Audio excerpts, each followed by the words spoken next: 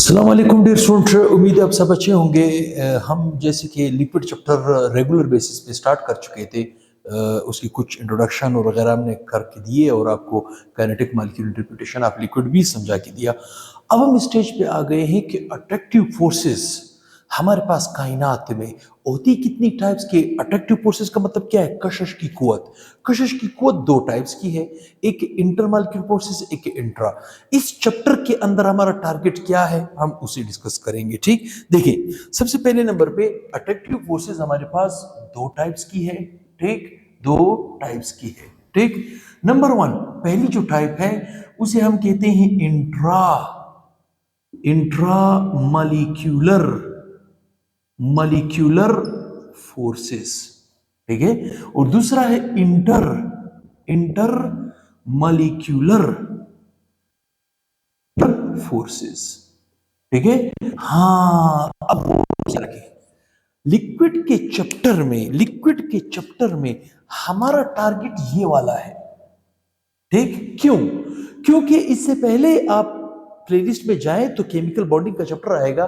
Chemical bonding मतलब इस intramolecular forces को हम बड़े प्यार से केमिकल केमिकल बॉन्ड भी कहते हैं। ठीक, केमिकल बॉन्ड भी कहते हैं। वो केमिकल बॉन्ड नहीं है, वो जस्ट कशिश की कुव्वत है, दो मॉलिक्यूलों को आपस में जकड़ के। सबसे पहले नंबर पे मैं इन दोनों को डिफाइन करूंगा। ठीक, इसे जब मैं डिफाइन करूंगा तो मैं कहूंगा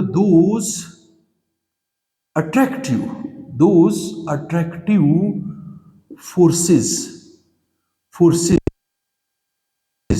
exist between two atoms within molecule। ठीक है, मॉलिक्यूल के अंदर दो एटमों के बीच जो कशिश की कुव्वत होती है, मॉलिक्यूल के अंदर दो एटमों के बीच। जैसे मिसाल के तौर पे मैं कहता हूं H2O एक मॉलिक्यूल है। ठीक, इस H2O के अंदर ऑक्सीजन हाइड्रोजन हाइड्रोजन, देखिए ये पूरा एक मॉलिक्यूल है। इस मॉलिक्यूल के बीच अगर मैं इन दो एटमों को टारगेट करूंगा या मैं इन दो एटमों को टारगेट करूंगा तो मॉलिक्यूल के अंदर दो एटमों के बीच जो कशिश की कुव्वत होती है उसे हम कहते हैं इंट्रा मॉलिक्यूलर फोर्सेस। उसे हम क्या कहते हैं? इंट्रा, जिसे हम प्यार से केमिकल बॉन्ड भी कहते हैं। ठीक, जिसे हम प्यार से केमिकल बॉन्ड भी कहते हैं। किसी ने पिछला चैप्टर नहीं देखा है तो वो देख सकता है। केमिकल बॉन्डिंग के अंदर मैंने वन बाय वन सारे फोर्सेस को हाईलाइट किए। ठीक, जस्ट मैं आपको रिपीट करने के लिए ये बताता चलूं कि इंट्रा मॉलिक्यूलर फोर्सेस हमारे पास चार टाइप्स के हैं। कितने टाइप्स के हैं? चार टाइप्स के हैं। कौन से चार टाइप्स के हैं? पहले नंबर पे है मेटालिक बॉन्ड, दूसरे नंबर पे है आयोनिक बॉन्ड। ठीक है, दूसरे नंबर पे क्या है?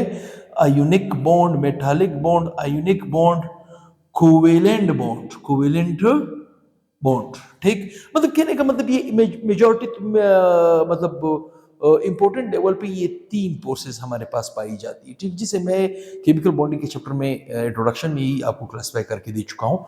काइंडली किसी ने नहीं देखा है तो वो वीडियो देख सकता है। ठीक, मैं इसकी बात इस चैप्टर में नहीं करूंगा। मेरा टारगेट है वो वाला, ठीक, जिसे हम कहते हैं inter molecular forces.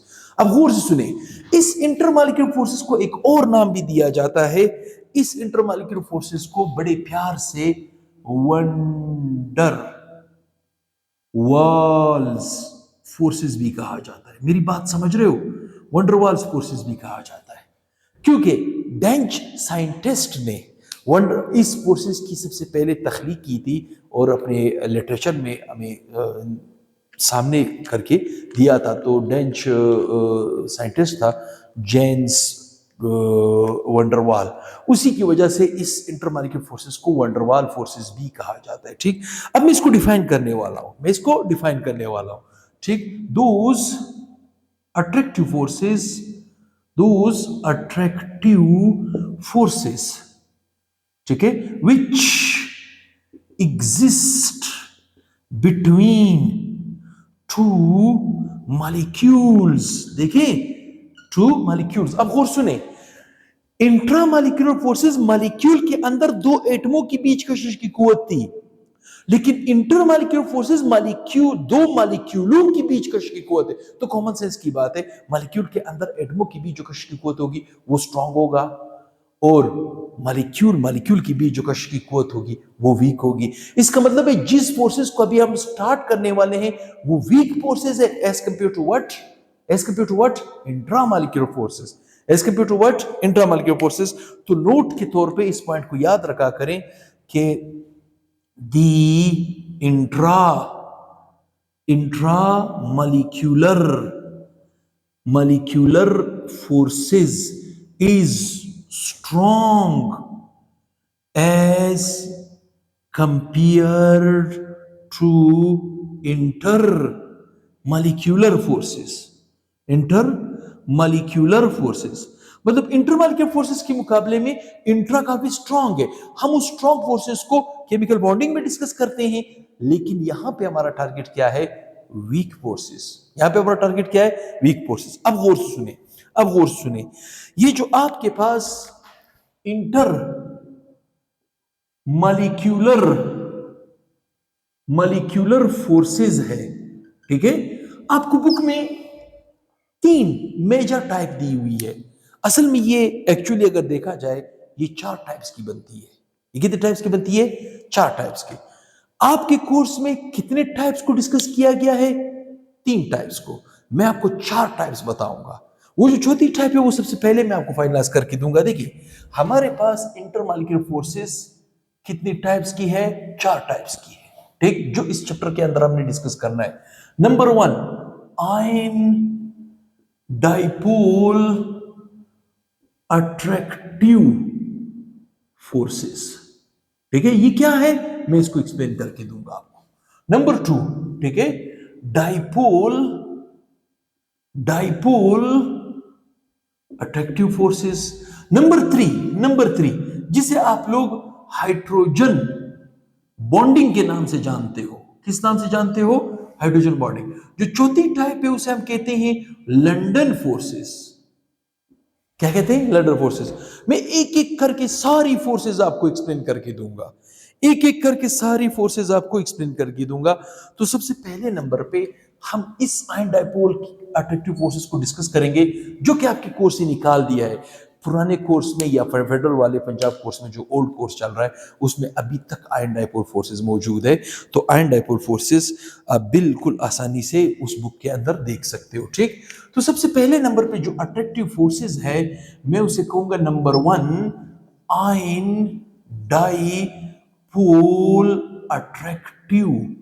Attractive forces, ठीक। असल में उन फोर्सेस को, ये जितने फोर्सेस मैं 1 बाय 1 करके हर एक लेक्चर में आपको निकाल के दूंगा, उन फोर्सेस को आप उस वक्त समझ सकते हो जब सबसे पहले जिस टॉपिक को निकाल दिया है कोर्स से उस टॉपिक को आप अच्छी तरह समझो। आयन डाइपोल फोर्सेस को उस टॉपिक को अगर आप एक दफा समझोगे तो मैं समझता हूं आपके लिए आगे टॉपिक काफी इजी हो जाएंगे, ठीक। तो सबसे पहले नंबर पे मैं इसको डिफाइन करने वाला हूं, ठीक। मैं कहूंगा those intermolecular attractive forces which exist between ion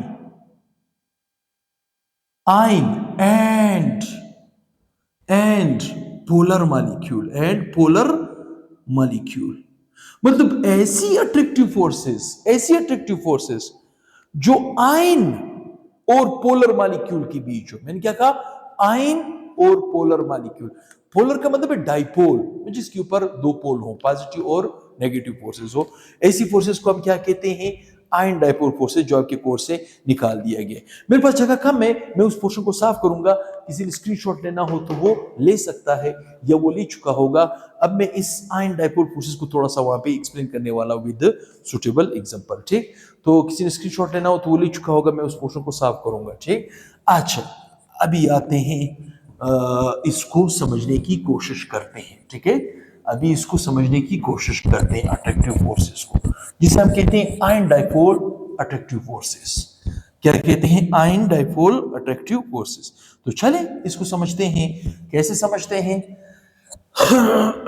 मिसाल के तौर पे मैं आपसे कहता हूं मैं सोडियम क्लोराइड को वाटर में डाल रहा हूं, किस में डाल रहा हूं, वाटर में डाल रहा हूं, ठीक। तो प्रोडक्ट क्या बनेगा, प्रोडक्ट क्या बनेगा। आप में से बहुत से ऐसे जवान होंगे, वो कहेंगे सर प्रोडक्ट तो 2 मिनट में हम निकाल सकते।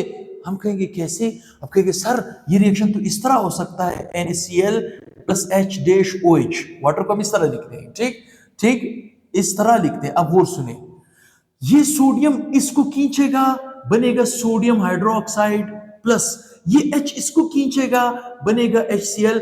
आप मुझे इस रिएक्शन का प्रोडक्ट ये बताओगे, जो कि 100% गलत है। अब और सुने, अगर साल्ट को, ऐसा साल्ट जिसे हम न्यूट्रल कहते हैं, साल्ट को अगर हम पानी में डालते हैं, किस में डालते हैं, पानी में, तो वो केमिकल रिएक्शन नहीं करता, वो डिसोल्यूशन करता है। आप कहोगे कि केमिकल रिएक्शन क्यों नहीं करता, हमें तो सामने नजर आ रहा है कि ये आयन इसको खींचेगा, ये आयन इसको खींचेगा, हमारे पास प्रोडक्ट बनेगा। गलत, ये रिएक्शन उस तरफ जाने का चांसेस सिर्फ 1% है, वापस बैक आने का चांसेस 99% है। क्यों, क्योंकि इसके नतीजे में जो प्रोडक्ट हम बना रहे हैं, ये है स्ट्रॉन्ग बेस और ये स्ट्रॉन्ग एसिड। मेरी बात समझ रहे हो, what does means of strong. अगर मैं स्ट्रॉन्ग एसिड की बात करता हूं, स्ट्रॉन्ग बेस की बात करता हूं, वो तो वापस से टूट के वापस से वही प्रोडक्ट बनेगा। इसका मतलब है ये रिएक्शन इस तरह नहीं होगा, इस तरह नहीं होगा, बल्कि ये रिएक्शन इस तरह होगा, जिसे हम कहते हैं डिसोल्यूशन। क्या कहते हैं, डिसोल्यूशन। मेरी बात समझ रहे हो, जिसे हम क्या कहते हैं, डिसोल्यूशन। केमिकल रिएक्शन नहीं होता, ये डिसोल्यूशन होता है। डिसोल्यूशन कैसे होता है, जैसे ही सोडियम क्लोराइड पानी के अंदर जाता है, सोडियम टूट जाता है, क्लोराइड टूट जाता है, सोडियम के ऊपर पॉजिटिव आयन, इसके ऊपर नेगेटिव आयन, और इस सोडियम के आयन की इर्द गिर्द एक्वस, इसके इर्द गिर्द एक्वस। मेरी बात समझ रहे हो, मतलब इस आयन को भी वाटर का मॉलिक्यूल घेर लेगा, उस आयन को भी वाटर का मॉलिक्यूल घेर लेगा। तो चले इसको डिस्कस करते हैं, कैसे डिस्कस करते हैं। चले, मैंने लिया सोडियम प्लस, यहां पे मैंने लिया क्लोराइड नेगेटिव। मेरी बात यहां तक आपको समझ आ रही है, मेरी बात यहां तक आपको समझ आ रही है, बिल्कुल आ रही है, ठीक। देखिए, ये ऑक्सीजन, यहां पे हाइड्रोजन, यहां पे हाइड्रोजन, ये ऑक्सीजन, यहां पे हाइड्रोजन, यहां पे हाइड्रोजन, ये ऑक्सीजन, यहां पे हाइड्रोजन, यहां पे हाइड्रोजन, ये ऑक्सीजन, यहां पे हाइड्रोजन, यहां पे हाइड्रोजन। मेरी बात गौर से समझो, गौर से समझो। इसके ऊपर partial negative, partial negative, partial negative, partial negative charges आएंगे। ये आयन है, ये आयन है, ठीक। ये आयन, ये नेगेटिव चार्ज इसको अपनी जानिब थोड़ा खींचेगा, ये आयन इसको अपनी जानिब खींचेगा, ये आयन इसको अपनी जानिब खींचेगा, ये आयन इसको जानिब। अब आप गौर से सोचो, गौर से सोचो, अगर इस सोडियम के आयन को वाटर के मैंने कितने मॉलिक्यूल अटैच किए, चार मॉलिक्यूल। एक मॉलिक्यूल ये है, मॉलिक्यूल ये है, एक मॉलिक्यूल ये है, एक मॉलिक्यूल ये है। मेरी बात समझ रहे हो, ठीक। जब सोडियम क्लोराइड को आप पानी में डालते हो, तो सोडियम का एक आयन, ठीक, वाटर के 4 मॉलिक्यूल उसको घेरते हैं। अगर इस सोडियम को 4 मॉलिक्यूल वाटर के घेर रहे हैं, तो क्लोराइड को भी तो 4 घेरेंगे। तो चले उसको भी डिस्कस करते हैं, ठीक। चले मैं इसको इधर लिख लेता हूं, क्लोराइड, ठीक ठीक। अच्छा, यहां पे अगर मैं इसकी इर्द गिर्द में मैं 4 मॉलिक्यूल डालूंगा, तो वाटर का कौन सा पोर्शन, पॉजिटिव पोर्शन, क्योंकि नेगेटिव है ना, ठीक। यहां पे हाइड्रोजन, यहां पे हाइड्रोजन, यहां पे ऑक्सीजन, यहां पे हाइड्रोजन, यहां पे हाइड्रोजन, यहां पे ऑक्सीजन, यहां पे हाइड्रोजन, यहां पे हाइड्रोजन, यहां पे ऑक्सीजन। मेरी बात समझ रहे हो, देखें देखें, गौर से याद रखें, ये है partial positive charge, partial positive charge, partial positive charge, partial positive charge, partial positive charge, partial positive charge, partial positive charge, partial positive charge. मेरी बात समझ रहे हो, ये आयन है, ये पॉजिटिव इसको थोड़ा खींचेगा, ये इसको थोड़ा खींचेगा, ये इसको थोड़ा खींचेगा, ये इसको खींचेगा, ये इसको खींचेगा, ये इसको खींचेगा, ये इसको खींचेगा, ये इसको खींचेगा। अब कॉमन सेंस की बात है, जब सोडियम क्लोराइड पानी में जाता है, तो सोडियम स्प्लिट अप हो जाता है, आयन में कन्वर्ट हो जाता है, क्लोराइड आयन में कन्वर्ट हो जाता है। सोडियम के आयन को भी वाटर के 4 मॉलिक्यूल कहते हैं। जैसे सोडियम के नीचे मैंने एक्वस लिखा है, ठीक, क्लोराइड के नीचे भी मैंने एक्वस लिखा है। इसका मतलब है क्लोराइड के मॉलिक्यूल को भी वाटर के कितने मॉलिक्यूल कवर कर रहे हैं, 4। अब कॉमन सेंस की बात है, आप लोगों ने प्रैक्टिकल किसी ने किया हो तो कॉमन आयन इफेक्ट का नाम सुना होगा, कॉमन आयन इफेक्ट का, कॉमन आयन इफेक्ट का नाम सुना होगा। जैसे हम सोडियम क्लोराइड को पानी में डालते, सोडियम आयन और क्लोराइड आयन के अंदर तो चेंज हो जाता है। मैं चाहता हूं कि सोडियम क्लोराइड को मैं वापस से हासिल करूं, तो मैं सोडियम क्लोराइड के अंदर मैं क्या डालूंगा, HCl डालूंगा, तो उसमें Cl कॉमन हो जाएगा। कॉमन क्यों हो रहा है, देखिए Cl, देखिए क्लोराइड भी आयन है और ये डाइपोल है। आयन और डाइपोल के बीच जो फोर्सेस है उसे हम कहते हैं आयन डाइपोल अट्रैक्टिव फोर्सेस। ठीक, तो मेरे ख्याल में क्लोराइड वाले ये अट्रैक्टिव फोर्सेस ज्यादा नजर आ रहे हैं 6, और ये कितने नजर आ रहे हैं 4। तो क्लोराइड, अगर मैं क्लोराइड को वापस से तोड़ के रीअपियर कराऊं तो सोडियम उसके साथ भागा हुआ निकल आएगा। ठीक, इसीलिए हम सोडियम क्लोराइड को जब कभी पानी में वापस से अपीयर कराना चाहते हैं, हमें नजर नहीं आता सोडियम क्लोराइड हाईली सॉल्युबल है, ठीक, हाईली डिजॉल्व हो जाता है, तो उस डिजॉल्व शुदा सॉल्यूट को जब हम वापस इनसॉल्युबल में कन्वर्ट करते हैं और पीपीटी मिलाने की कोशिश करते हैं, तो हम इसके अंदर ऐसा कंपाउंड डालते हैं जिसके अंदर क्लोराइड कॉमन हो, जिसे हम कॉमन आयन इफेक्ट भी कहते हैं। ठीक, तो आयन और डाइपोल, इसीलिए मैंने यहां पे कहा those intermolecular attractive forces which exist between the ion and dipole molecule, ion and polar molecule is called what, ion dipole forces, is called what, ion dipole forces. मैं समझता हूं ये पॉइंट आपका क्लियर हो चुका होगा कि आयन डाइपोल अट्रैक्टिव फोर्सेस भी कायनात पे पाए जाते हैं, जो कि हमारे कोर्स से निकाला हुआ है। अब इसके बाद जो दूसरा फोर्स मैं बताऊंगा आपको, वो होगा डाइपोल अट्रैक्टिव फोर्सेस, उसे भी डिस्कस करेंगे। और साथ में हाइड्रोजन बॉडी, किसी ने स्क्रीनशॉट लेना हो तो वो ले चुका होगा, तो बहुत ही जल्द इंशाल्लाह नेक्स्ट वीडियो के साथ हाजिर होऊंगा। दुआ में याद रखें, चैनल को ज़्यादा से फैलाएं। मैं कोशिश कर रहा हूँ कि डेली के बेसिस पर आपको शाम को 7 बजे वीडियोस मिलते जाएं और आप घर में बैठे बैठे एजुकेशन को इम्प्रूव करते जाओ। तो दुआ में याद रखें, बहुत ही जल्द इंशाल्लाह नेक्स्ट वीडियो के साथ हाजिर होऊंगा। अल्लाह हाफिज़।